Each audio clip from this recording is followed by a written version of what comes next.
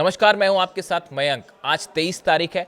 पिछले 12 घंटे के अंदर इजराइल, ईरान और अमेरिका से जुड़े सारे अपडेट्स मैं आपको बताऊंगा। लेकिन शुरुआत करते हैं इस वक्त की बड़ी खबर के साथ। देखिए, अमेरिका और ईरान की जो बातचीत हुई स्विट्जरलैंड में, उसके बाद ईरान की एक बहुत बड़ी जीत सामने आई है। इसे पिछले 30-40 सालों की सबसे बड़ी जीत माना जा रहा है। अमेरिका की तरफ से ईरान के तेल और पेट्रोकेमिकल्स पर लगा प्रतिबंध अगले 60 दिनों के लिए हटा लिया गया है। 21 अगस्त तक ईरान अपना तेल और पेट्रोकेमिकल्स अंतरराष्ट्रीय बाजार में बेच पाएगा। इसके लिए अमेरिका ने लाइसेंस भी जारी कर दिया है और ये ऐलान अमेरिका के वित्त मंत्री स्कॉट बेसेंट की तरफ से किया गया है। देखिए, कल जिस तरह से बातचीत हुई, उस बातचीत के बाद अमेरिका की तरफ से ये बयान आया कि बातचीत अच्छी दिशा में चल रही है और हॉर्मूज को लेकर ईरान की तरफ से जो बातें कही गई वो बेहद सकारात्मक है और इसीलिए ईरान के तेल से प्रतिबंध हटाया जा रहा है। इस तरह की बात अमेरिका ने की है, जबकि हकीकत ये है कि ईरान के दबाव के आगे अमेरिका पूरी तरह से झुक चुका है। देखिए, हालात ये है कि आज रूस के तेल में आग लगी हुई है। लगातार रूसी ऑयल रिफाइनरीज पर हमले हो रहे हैं, जो कि एक अमेरिकी चाल बताई जा रही है। डोनाल्ड ट्रंप का प्लान यह है कि रूस के तेल में आग लगाओ। अब ये यूक्रेन के जरिए हमले करवाए जा रहे हैं रूस की ऑयल रिफाइनरीज पर। ऐसे में कहीं अंतरराष्ट्रीय बाजार में तेल की कमी ना हो जाए, कहीं तेल के दाम फिर ना बढ़ने लगे, इसको नियंत्रण में रखने के लिए ही अमेरिका ने ईरान को तेल बेचने की इजाजत दी है, ऑयल बेचने की इजाजत दी है। इस तरह की बात कई एक्सपर्ट जाहिर कर रहे हैं।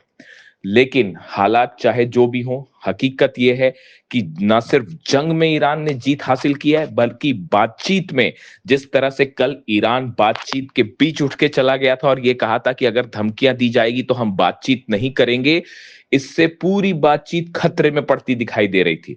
ईरान के इस फैसले को देखकर, ईरान की ये तेवर देखकर सब लोग हैरान थे। जिसके बाद ये बात कही गई कि अगर अमेरिका अपनी शर्तों पर को कायम रखता है, अगर जो वादे किए हैं अमेरिका ने, अगर वो उसे पूरे करता है, तभी बातचीत आगे बढ़ सकती है। ये बयान आने के बाद बताया जा रहा है कि अमेरिका की तरफ से इस तरह के फैसले हुए कि जो प्रतिबंध हैं वो हटाए जाएंगे, खास तौर पर ईरान के ऑयल से जुड़े। ईरान पर देखिए, पिछले 30 से 40 सालों से ईरान के तेल पर प्रतिबंध लगा हुआ है और तमाम बातचीत हुई, लेकिन ये प्रतिबंध नहीं हटाए गए। लेकिन आखिरकार अपनी मिसाइलों के दम पर जब ईरान ने जंग जीती, पूरे अरब देशों के जितने ऑयल रिफाइनरीज हैं वो जलनी शुरू हो गई, अमेरिकी बेसेस तबाह हो गए, इजराइल में भयंकर नुकसान हुआ और ईरान ने यह साबित कर दिया कि उनकी मिसाइलों के आगे दुश्मन फेल है, नाकाम है। और यही जीत अब बातचीत में भी ईरान की होती दिखाई दे रही है और ईरान ने साबित कर दिया है कि अब मिडिल ईस्ट का ही नहीं, दुनिया का एक सुपर पावर बनने की दिशा में ईरान कदम बढ़ा चुका है। और फिलहाल ईरान के तेल से लगे इस प्रतिबंध को भले ही अभी 60 दिन के लिए हटाया गया है और हो सकता है कि आगे फिर 60 दिन बाद कहानी पलट जाए, फिर से ये प्रतिबंध लगाए जाए, फिर से जंग शुरू हो जाए, लेकिन फिलहाल इसे ईरान की बड़ी जीत माना जा रहा है। देखिए, एक बेहद अहम सवाल, क्या ईरान से डील करने की आड़ में अमेरिका और इजराइल कोई बड़ी साजिश रच रहे हैं?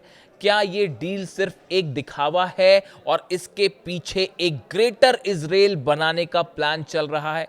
क्या ये कोशिश हो रही है कि लेबनान, सीरिया में एक बड़ी जमीन पर हमेशा के लिए इजराइल का कब्जा हो जाए? और इसके साथ क्या कोशिश ये भी है कि अब्राहम एकॉर्ड में सऊदी को शामिल किया जाए, उन मुस्लिम देशों को शामिल किया जाए जो अभी अब्राहम एकॉर्ड का हिस्सा नहीं है? देखिए, कल एक बेहद अहम बयान आया है और ये बयान उस वक्त आया जब स्विट्जरलैंड में बातचीत हो रही थी ईरान और अमेरिका के बीच। उसी दौरान डोनाल्ड ट्रंप के बेहद करीबी रिपब्लिकन सेनेटर हैं लिंडसे ग्राहम, इनकी तरफ से एक बयान आया है और ये बयान इस ओर इशारा कर रहा है कि एक बड़ी कोशिश हो रही है सऊदी अरब को इजराइल के साथ लाने की, दोनों के बीच में संबंधों को ठीक करने की। उन्होंने ये कहा है, देखिए उनका जो बयान आया है, normalisation between Israel and Saudi Arabia to happen this year. वो ये कह रहे हैं इस साल सऊदी और इजराइल के बीच संबंध बेहतर हो जाएंगे, as long as Iran is put in a box. वो ये कह रहे हैं जब तक ईरान के साथ डील हो रही है, ईरान के साथ शांति है, ऐसे हालात में सऊदी और इजराइल के संबंध बेहतर किए जाएंगे।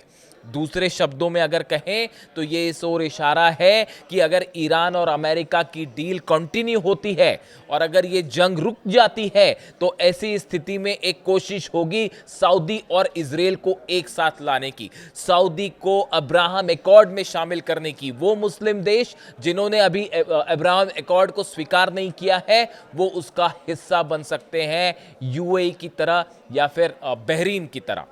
अब देखिए सवाल ये भी है कि अब जो ये लिंडसे ग्राहम है, लिंडसे ग्राहम वो सांसद हैं, डोनाल्ड ट्रंप के वो एडवाइज़र रहे हैं जो हमेशा जंग की बात करते हैं, जिन्होंने ईरान पे कैसे हमले हो, किस तरह से ईरान को हमला करके झुकाया जाए, ऐसी तमाम उन्होंने बातें जो है सोशल मीडिया पे कही हैं, पब्लिक प्लेटफॉर्म्स पे कही हैं, और वो जंग के सपोर्टर माने जाते हैं। अब देखिए इनकी तरफ से बयान आया है, जो खबर छपी, mister Graham said in a message to both Saudi Arabia and Israel that they had no better friend than US president Donald Trump. उन्होंने कहा, सऊदी के लिए भी कहा और इजराइल के लिए भी कहा कि आप दोनों देशों के लिए सबसे अच्छा दोस्त अगर कोई हो सकता है तो वो डोनाल्ड ट्रंप हो सकते हैं, and that now was the time to reopen negotiation on Riyadh joining the Abraham accords. और ये सही समय है अब्राहम एकॉर्ड को लेकर अब बात आगे बढ़नी चाहिए और सऊदी अरब को इसमें शामिल करवाना चाहिए। देखिए ये बेहद बड़ा बयान है और कई सारे एक्सपर्ट इस तरह की राय रख रहे हैं कि अगर ईरान के साथ डील कंटिन्यू होती है और जंग नहीं हुई तो इस फेज का इस्तेमाल इजराइल को मजबूत करने के लिए किया जाएगा। देखिए सामने ये कोशिश हो रही है ये दिखाने की कि डोनाल्ड ट्रंप जो है नेतन्याहू से नाराज हैं और अमेरिका और इजराइल के बीच में तनाव है। जेडी वेंस जो है नेतन्याहू को भला बुरा कह रहे हैं। इस तरह की तमाम बातें सोशल मीडिया में हैं, लेकिन सच्चाई ठीक इसके अपोजिट है। नेतन्याहू का ये कहना कि हम लेबनान में बफर जोन खाली नहीं करेंगे या सीरिया में खाली नहीं करेंगे या गजा में खाली नहीं करेंगे, इस बात को बताता है कि इस जमीन को छोड़ने का इरादा ना तो नेतन्याहू रखते हैं और ना अमेरिका रखता है। दूसरी तरफ ये अब्राहम एकॉर्ड वाली बात डोनाल्ड ट्रंप के बेहद करीबी के मुंह से निकलना और उनके इस बात से सामने आना, ये इस बात को बता रहा है कि पर्दे के पीछे एक बड़ा प्लान तैयार है कि सामने से ये दिखाया जाए कि डील हो रही है, चर्चा हो रही है, और संभव ये भी हो सकता है कि देखिए इलेक्शंस जब तक खत्म हो, अगर ये इलेक्शन के पहले ईरान के साथ डील ना होती तो इसका असर पूरी दुनिया की अर्थव्यवस्था पर पड़ रहा था और उसका सीधा नुकसान डोनाल्ड ट्रंप को मिड टर्म पोल्स में होने जा रहा था जो नवंबर में होने वाले हैं, और वो चुनाव हार उनकी और करीब हो जाती। ऐसी स्थिति में बहुत ज़रूरी था कि किसी तरह से अर्थव्यवस्था को कंट्रोल में लाया जाए, इसीलिए ये डील की गई। आप देखिए जितनी बातें हैं 14 में से 13 पॉइंट ऐसे हैं जिनको जो ईरान की बातें मान ली गई हैं। ईरान की साफ साफ जीत है। आखिर ऐसा क्या हुआ कि डोनाल्ड ट्रंप ईरान के सामने पूरी तरह से झुक गए, घुटने पे आ गए? ये भी बड़ा हैरान करने वाला मुद्दा है। ये बात अमेरिका ही स्वीकार नहीं कर पा रहा है। अमेरिका के एक्सपर्ट इस बात को नहीं स्वीकार कर पा रहे हैं कि डोनाल्ड ट्रंप आखिर इतना ज्यादा कैसे झुक सकते हैं। क्या इसके पीछे कोई प्लान है, इसके पीछे कोई साजिश है? देखिए पहली बात जो सामने आने लगी है वो ये कि अगर जैसा वो कह रहे हैं, देखिए उन्होंने जिस शब्द का प्रयोग किया कि as long as Iran is put in a box, जब तक ईरान के साथ शांति हो रखी है तब तक सऊदी और इजराइल को करीब आना चाहिए। डोनाल्ड ट्रंप ने भी इस तरह की कोशिश की थी, तमाम देशों पर दबाव डाले, लेकिन ईरान के साथ जंग चल रही थी, हालात बेहद तनावपूर्ण थे, इसलिए अब्राहम एकॉर्ड वाली बात को कोई स्वीकार करने को तैयार नहीं था। गजा में लोग मर रहे हैं, लिबनान में लोग मर रहे हैं, कोई अरब देश जो है इस बात को स्वीकार करने को तैयार नहीं था।